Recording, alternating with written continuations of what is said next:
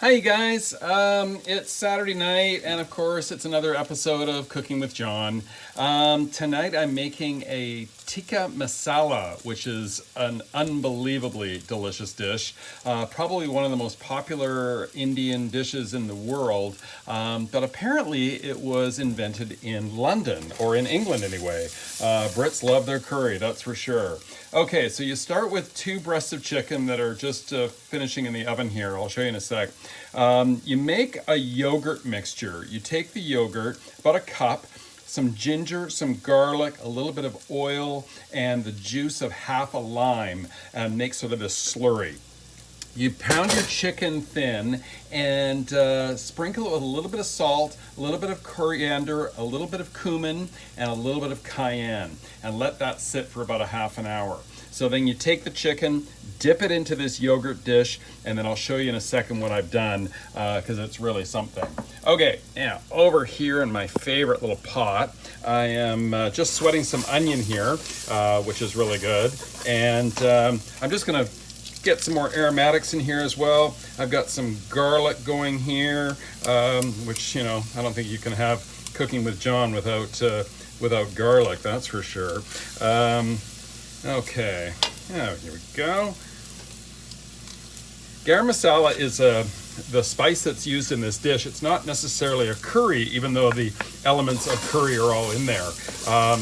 Garam masala is a mixture of coriander, cumin, black pepper, and cinnamon. Who knows what those combinations are, so I would just buy garam masala, even though I have all of those elements in my pantry.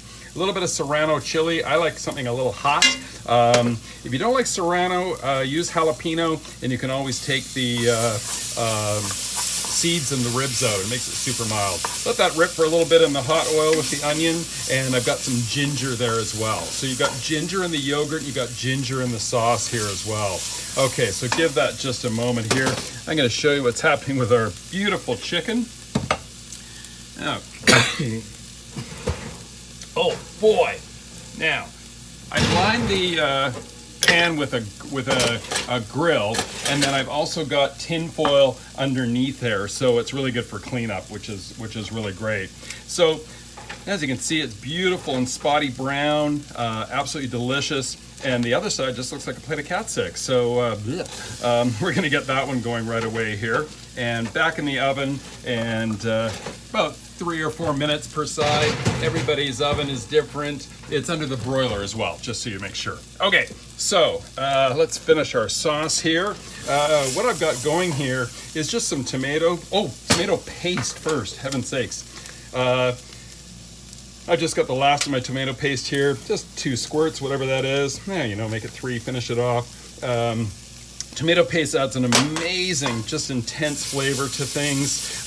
Just let that go in the hot oil for 20 seconds or so. It does its thing. Oh my goodness, it smells like heaven in here.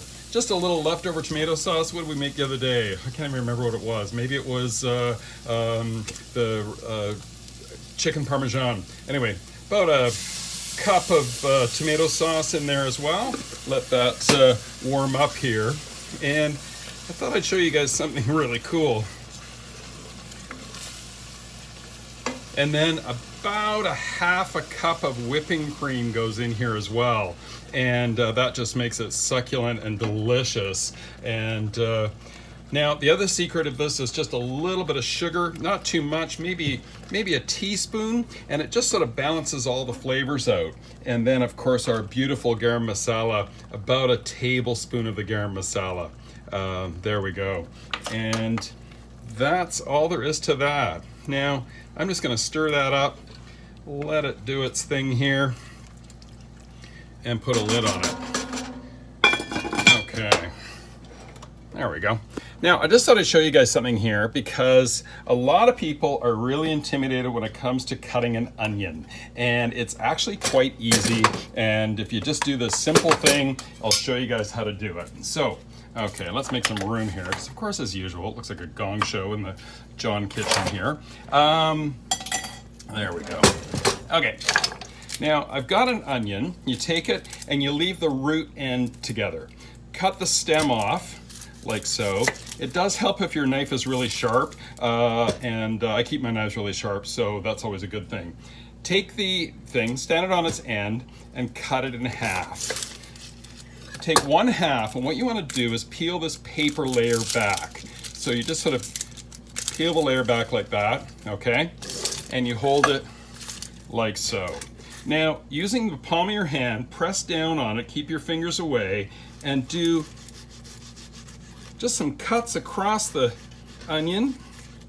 Turn it towards you. Do some vertical cuts as well. Remember, the onion is all still being held together by the root ends, which is really good. So your onion's not flying all over the place. And then turn it sideways and just chop the onion, and you've got perfect squares as well.